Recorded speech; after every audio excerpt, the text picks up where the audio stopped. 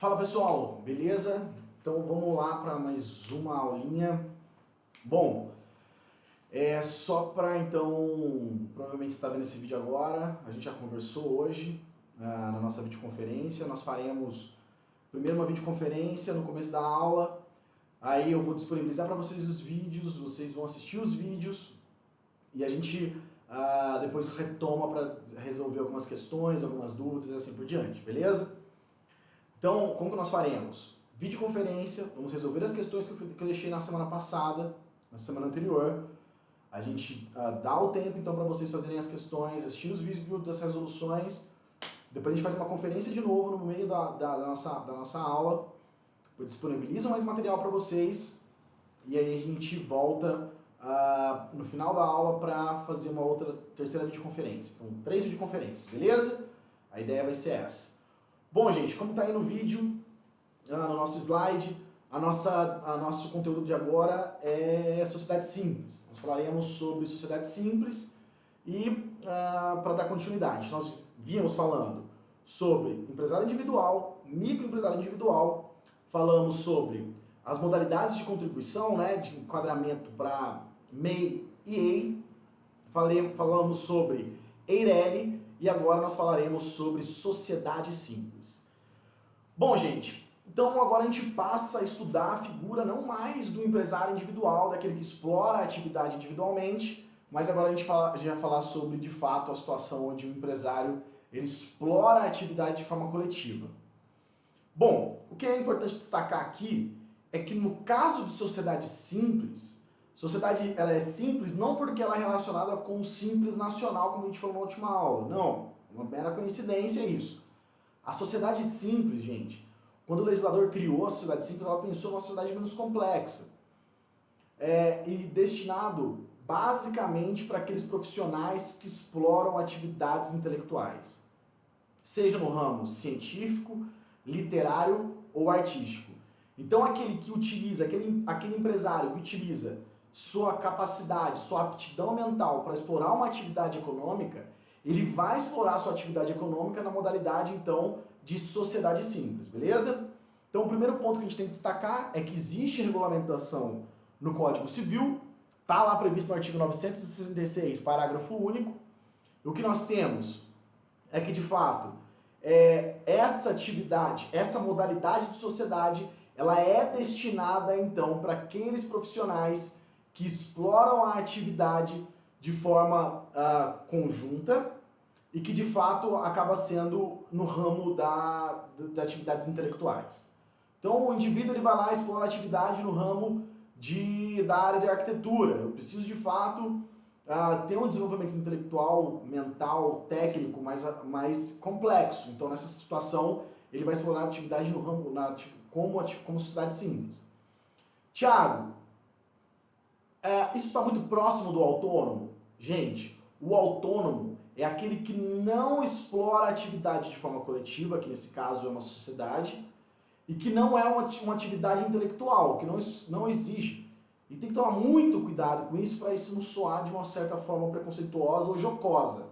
Não é? Então vamos imaginar o seguinte, o indivíduo ele vai lá explorar a atividade no ramo de obra. Uma coisa é o indivíduo que vai trabalhar lá na obra, explorando a atividade, fazendo a construção manual da obra. Outra coisa é o indivíduo que cria a obra e que pensa toda a estrutura arquitetônica da obra. Uma atividade pode ser explorada como autônomo e outra atividade como sociedade simples. Deu para entender? Isso é muito importante a gente ter clareza. A sociedade empresarial, para a legislação, ela não é considerada como uma sociedade empresária. Mas em qual sentido, Thiago? Como assim ela não é considerada como sociedade empresária? As sociedades empresariais, elas têm algumas espécies de benefícios. Por exemplo, elas podem submeter a um processo de recuperação judicial. O que é recuperação judicial? Se uma empresa ela inicia um processo de insolvência, o que é isso? Ela acaba tendo um capital, um patrimônio menor do que aquilo que ela pode pagar, os credores, ou mesmo o próprio gestor, ele pode ingressar com uma ação pedindo para iniciar um processo de recuperação judicial e ele vai ter alguns benefícios. Também submete a um processo de falência. No processo de falência que o juiz decreta, pega todo o patrimônio e tenta pagar então de forma ordenada a todos os credores. A sociedade simples, ela não se submete a esses modelos, ela não se submete a esses métodos de pagamento de credor, seja a recuperação judicial, seja na modalidade de falência. Nesse sentido, para essa finalidade, a sociedade simples não é considerada como uma sociedade empresarial, beleza? Como eu acabei de dizer para vocês, o vocábulo simples tem a ideia de determinar que a sociedade simples ela é menos complexa, tendo em vista que ela é destinada a uma atividade intelectual no ramo artístico, literário ou científico e que, portanto, segundo o legislador, quando ele imaginou a ideia de sociedade simples, que não envolveria grandes fortunas, não é? Numa sociedade complexa, onde eu vou envolver outras atividades, eu poderia de fato pensar, por exemplo, numa atividade bancária, eu vou trabalhar com grandes vultos financeiros. Então essas atividades elas devem ser desenvolvidas como sociedades empresariais. Agora, no caso de sociedade simples, são atividades que têm uma capacidade cognitiva, intelectual mais complexa, mas a forma empresarial de se desenvolver ela é mais simples. E ela envolve, a princípio, menos dinheiro. Gente, isso é o que a doutrina vem dizer, mas não é necessariamente dessa forma. Por exemplo, eu posso ter um empresário, uma sociedade simples de arquitetos que pode envolver muita grana.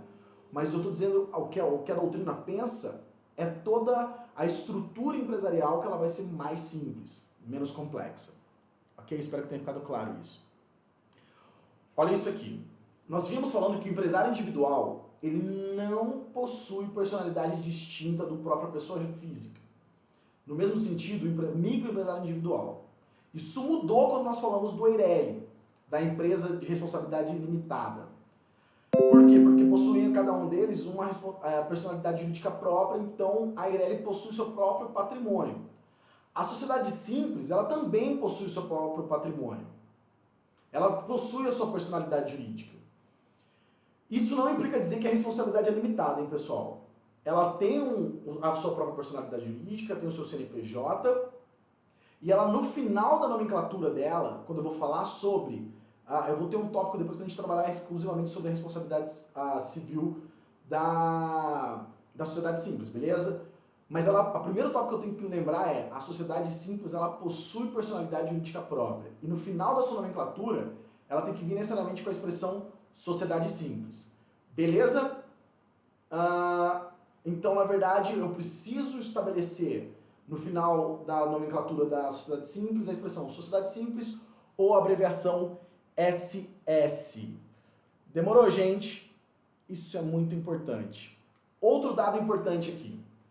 A sociedade simples, como o empresário individual, como a EIRELI, ela também pode se enquadrar como ME ou como EPP, tendo todos aqueles benefícios do que nós aprendemos na aula passada. Então, se ele tem um rendimento, um faturamento bruto anual de 0 a 360 mil reais, ele se enquadra como ME. Se é entre 360 e 4 milhões 800 mil, ele vai se enquadrar como EPP. Então, a sociedade simples também se enquadra como ME ou como EPP. Tranquilo, pessoal? Então esse vídeo, para não ficar tão longo, eu encerro por aqui e a gente volta daqui a pouquinho para tratar sobre outros assuntos. Tamo junto, valeu!